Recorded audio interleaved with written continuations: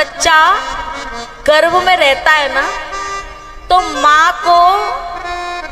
माँ जैसा खाती है, जैसा पीती है, जैसा सुनती है, जैसा ग्रहण करती है, जैसा देखती है, वैसे ही बच्चे, बोलो, उन बच्चों में उतरता है।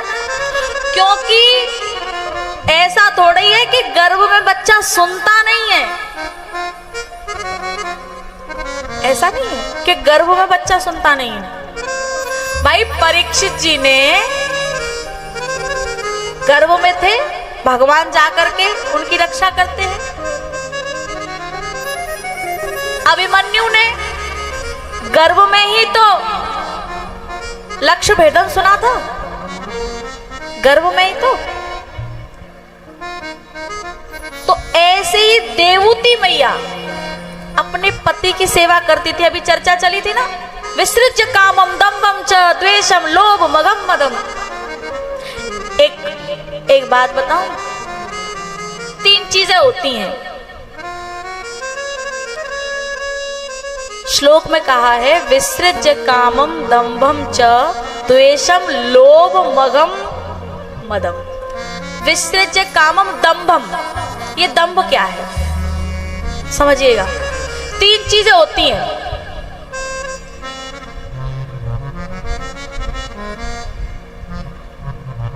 भगवान ने कहा है, वाल्मीकि जी ने कहा था भगवान से, भगवान ने पूछा वाल्मीकि जी से कि मैं कहाँ रहूं, तो उन्होंने कहा 14 स्थान बताए हैं जो रामायण में है। उसमें से एक बात कही कि जिनके कपट दंभ नहीं माया, तिनके हृदय बसऊ रघुराया। जिनके 3 चीजें ना हो, कपट, दंभ और माया। ये कपट क्या है, दंभ क्या है और माया क्या है? जो है उसे छुपाए, जो है उसे छुपाए, उसे कपट कहते हैं। जो है उसे छुपाए, दिखाए ना, उसे कपट कहते हैं। जो नहीं है उसे दिखाए, उसे दंभ कहते हैं। जो है उसे छुपाए, किसी को पता ना चल जाए, उसे कपट कहते हैं।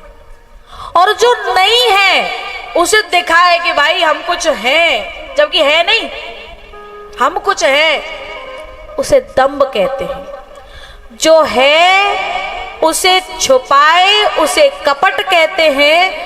जो नहीं है उसे दिखाए, उसे दंभ कहते हैं। और जो नहीं है उसे बनाए, उसे माया कहते हैं।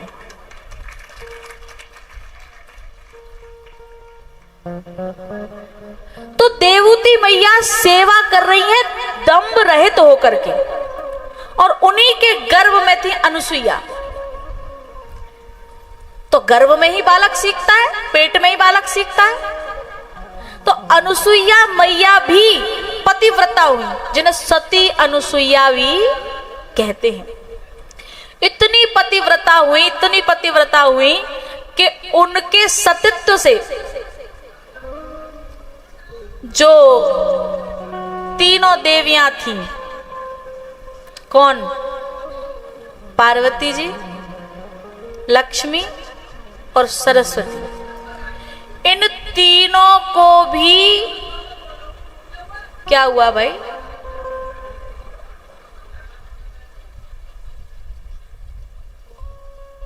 इन तीनों को, जो कहां तीनों लोगों की स्वामिनी है, पार्वती जी, लक्ष्मी जी, सरस्वती, तीनों देवियां, अनुसुईया के पतिव्रता से तीनों को ईर्ष्या हो गई। एक बात बताओ, ये तीनों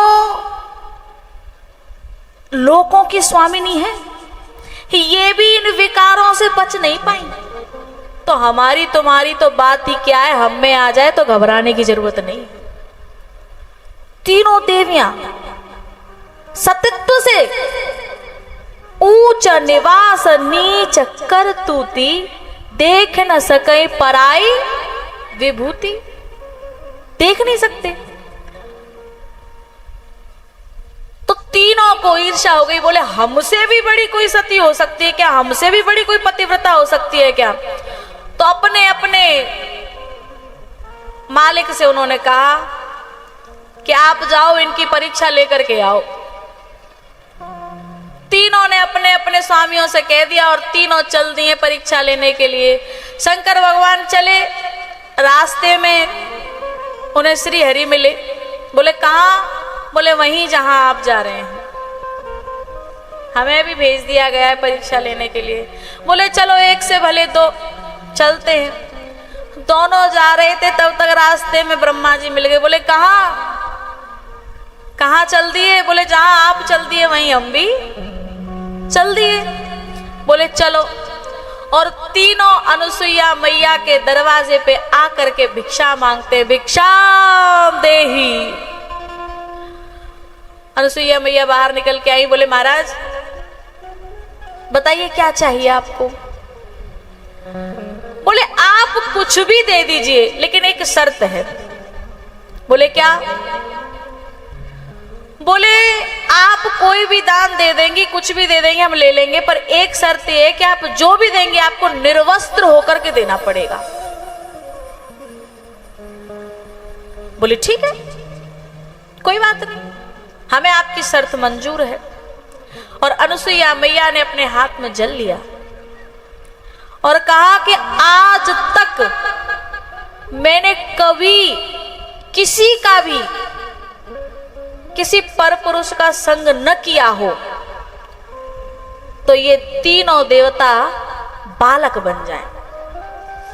और तीनों पर जल डाल दिया।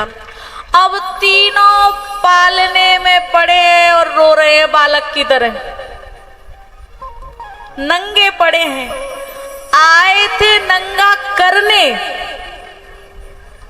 और आज तीनों नंगे पड़े हैं। प्यारे,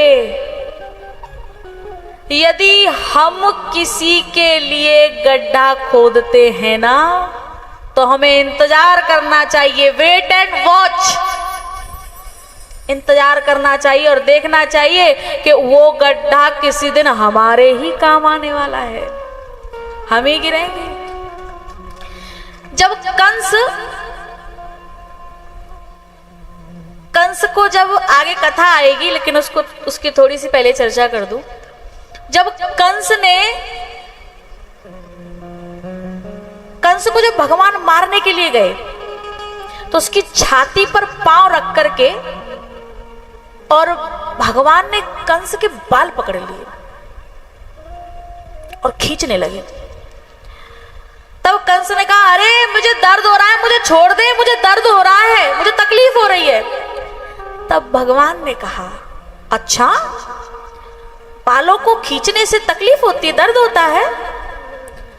बोले तुझे इतना नहीं पता, बालों को खींचेंगे तो तकलीफ तो होगी, दर्द तो होगा। बोले ये ज्ञान तेरा तब कहां चला गया था जब तूने मेरी मां देवकी के बाल पकड़े थे। ये ज्ञान तब कहां चला गया था? तब क्या मेरी मां को दर्द नहीं हुआ होगा? तूने बाल पकड़े थे, आज तेरे भी बाल पकड़े जा रहे हैं। तो हम अपने जीवन में जैसा करते हैं वैसा हमें आगे जाकर के जरूर मिलता है। अवश्यमेव भोक्तव्यम कृतम कर्म शुभाशुभम, जरूर अपने कर्मों का फल भोगना पड़ता है। तो आए थे नंगा करने और नंगे पड़े। अब बहुत दिन हो गए, अब उन तीनों देवियों को बड़ी चिंता हुई कि बड़े दिन हो गए हैं, पर ये पता नहीं कहाँ चले गए, तब से लौटे ही नहीं। नारद जी गुजर रहे थे, बोले बाबा आपको कोई खबर है? हमारे स्वामी इतने दिन से गए हैं पर लौटे नहीं। नारद जी ने कहा अरे तुम्हें नहीं पता? बोले क्या हुआ? बोले वो तो मर गए। कैसी बात करते हो बाबा, उन्हें कोई मार सकता है? वो सबको जीवन देने वाले हैं। जीवन और मृत्यु जिसके हाथ में हो, अजरता अमरता देने वाले को क्या कोई मार सकता है? कैसी बात कर रहे हो आप? बोले अरे वास्तव में वो मर गए हैं और उनका दूसरा जन्म भी हो गया है, पालने में पड़े हैं, जाकर के देख लो। तो सारी घटना पता चली। तब तीनों ने प्रार्थना की कि बाबा कोई उपाय बताओ। बोले एक ही उपाय है, जैसे तुमने इन तीनों को भेजा था ना भिक्षा के लिए, वैसे तुम भी जाओ। लक्ष्मी जी ने कहा कि मैं जाऊं? मेरे पास आकर के दुनिया मांगती है कि सुख संपत्ति घर आवे और तुम मुझे बेकारी बना रहे हो। मैं जाऊंगी भिक्षा मांगने के लिए? नारद बाबा ने कहा तो कोई जरूरत नहीं, आराम से बैठो और तापो और रोटी बनाओ खाओ, मत जाओ। पर उपाय एक ही है, जाना तो पड़ेगा। तब तीनों अनुसुईया मैया के दरवाजे पर पहुंची और आवाज लगाई, भिक्षाम देहि माते। अनुसुईया मैया निकल के आई। बोले बताओ तुम्हें भी कुछ दे, तुम्हारी भी कोई शर्त है क्या? बोले नहीं नहीं, हमारी कोई शर्त नहीं है, हमारी तो बस यही प्रार्थना है कि हमारे पतियों को हमें वापस लौटा दीजिए। अनुसुईया मैया ने कहा कि ठीक है ले जाओ, ये पड़े हैं। बोले अरे इनका हम क्या करेंगे, इनका क्या करेंगे? इनमें तो समझ में ही नहीं आ रहा कि कौन किसका पति है, इनका क्या करेंगे? हमारी तो प्रार्थना ये जैसे थे वैसे ही हमें वापस कर दो।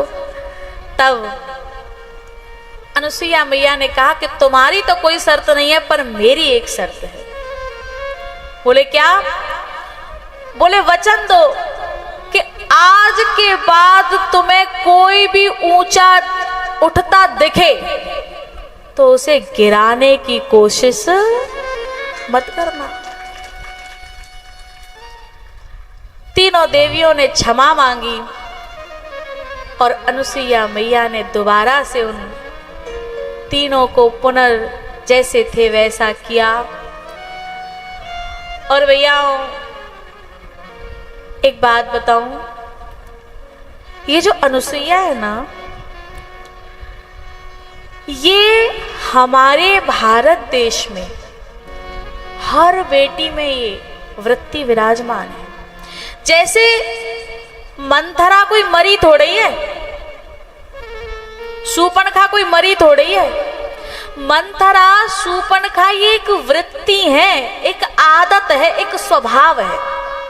जैसे कोई गलत काम करता है ना, चुगली करता है, तो हम कहते हैं ज्यादा मंथरा मत बने, ज्यादा कैकई मत बने, कहते हैं ना, ज्यादा शूर्पणखा मत बने, ऐसे डोल रही है। तो शूर्पणखा और मंथरा मरी थोड़ी है, ये वृत्ति है, एक स्वभाव है। ऐसे ही अनुसुईया वृत्ति है, स्वभाव है, और ये हमारे देश की बेटियों में है। बस अंतर इतना है कि हम शूर्पणखा वाली वृत्ति को तो जगा लेते हैं, मंथरा की वृत्ति को जगा लेते हैं, लेकिन अनुसुईया की वृत्ति को जगाते नहीं है। यदि अनुसुईया की वृत्ति को जगा ले तो आज भारत की हर बेटी अनुसुईया हो। रहस्यों का खजाना है ये भारत देश की बेटी, इसी के हाथ मिलती है खरी चूल्हे की रोटी। अगर किसी पुरुष को या किसी बेटे को रोटी बनाने के लिए कह दो, अगर 10 दिन आके ले, घर से चली जाए मायके, तो नाक में दम हो जाती है आदमी के कि भैया तू आ जा, मुंह पे रोटी ना बननी, होता है ना। और अगर जैसे तैसे ले दे के बनाऊ ले तो भारत को सो नक्शा। तुम में ते आते रोटी सबने बनाए वो आते होगी।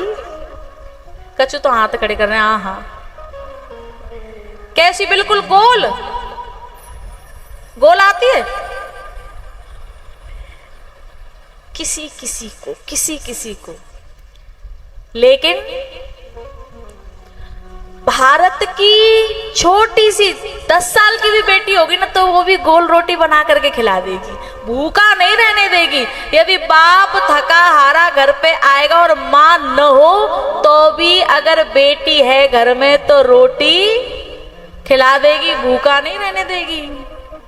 रहस्यों का खजाना है ये भारत देश की बेटी, इन्हीं के हाथ मिलती है खरी चूल्हे की रोटी। इन्हें ओरल समझने की कभी भी भूल मत करना, इन्हें ओरल समझने की कभी भी भूल मत करना। अनुभवों का खजाना है ये भारत देश की बेटी, अनुभवों का खजाना है ये भारत देश की बेटी। तो एक बात बताए, जब देवों के देव महादेव की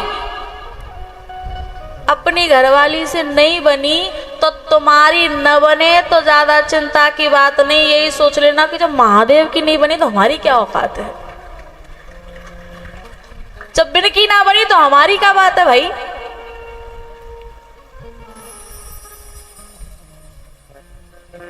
सती ने, अच्छा, अनुसुईया मैया ने अपने पति की सेवा की तो तीनों देवों को बालक बना दिया, इतनी शक्ति आ गई। देवूती मैया ने जब अपनी पति की सेवा की तो इतनी शक्ति आ गई कि उनके लिए विमान आया इच्छा पूरी करने के लिए। लेकिन सती ने अपने पति की सेवा तो छोड़ो, उनकी आज्ञा का उल्लंघन किया। कैसे? शंकर भगवान सती को कथा सुना रहे थे और बीच कथा में बार बार कुछ ना कुछ बोलती बीच कथा में। वैसे जो बीच कथा में बातचीत करते हैं ना, उनको बहुत बड़ा दोष लगता है। राम कथा में आए के और बात करे कछु और, राम कथा में, कृष्ण कथा में आए के और बात करे कछु और। तुलसी ऐसे नरन को नरकों में नहीं ठोर, नरक में भी जगह नहीं मिलती। जो भगवान की कथा में आकर के अन्य भाई बात करने के लिए तो घर ही बहुत है, घर में कर लो, पर सब पंचायत कथा में होए तो फिर नरक में जगह मिलेगी। तो सती को भगवान कथा सुना रहे थे और बीच कथा में बार कुछ ना कुछ बोले, लेकिन भगवान सहन कर रहे थे। और अचानक क्या हुआ कि ऊपर से विमान निकला। तो बीच कथा में सती ने पूछा कि भगवान कथा चल रही है, कथा को काट करके पूछा कि भगवान ये जो विमान है ये कहाँ जा रहे हैं, ये विमान कहाँ जा रहे हैं? तो भगवान ने, शंकर भगवान ने झुंझलाते हुए कहा कि जे जा रहे हैं तेरे बाप के यहाँ, जो जा रहे हैं तेरे बाप के यहाँ। और बात भी सही थी। दक्ष ने शंकर भगवान को नीचा दिखाने के लिए यज्ञ किया था और ये देवताओं को निमंत्रण दिया था, पर शंकर भगवान को नहीं दिया, तो ये देवता फिर वहीं जा रहे थे। अच्छा, एक बात और, ये देवताओं के पास कोई दूसरा रास्ता नहीं था क्या जाने के लिए? दूसरा भी तो रास्ता था, वहां से भी तो जा सकते थे, पर शंकर भगवान की छाती पे से ही है के जा रहे हैं। क्यों? जैसे किसी को निमंत्रण दिया हो और पड़ोसी को निमंत्रण न दिया हो, पड़ोसी को निमंत्रण न दिया हो, तो बाकी मोटरसाइकिल हॉर्न देते हुए बई के दरवाजे पे से निकलेगी, भले ही 4 दरवाजे हो। फिर वो निकल के आया, बोले भैया कहाँ जा रहे हो? अरे भैया माते नौता आयो, तू ना आयो का, तू ना मिलो, तुम्हें ना मिलो, हमें तो बुलाया हो। क्या है ये?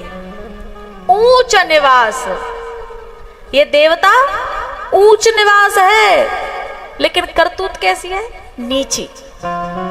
ऊंच निवास नीच करतूती, कि वहीं से जाएंगे। पता था कि महादेव को बुलाया नहीं है,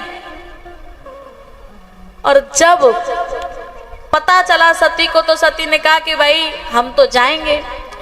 भगवान ने खूब समझाया कि देखो तुम्हारा निमंत्रण नहीं है और बिना बुलाए कहीं जाना नहीं चाहिए।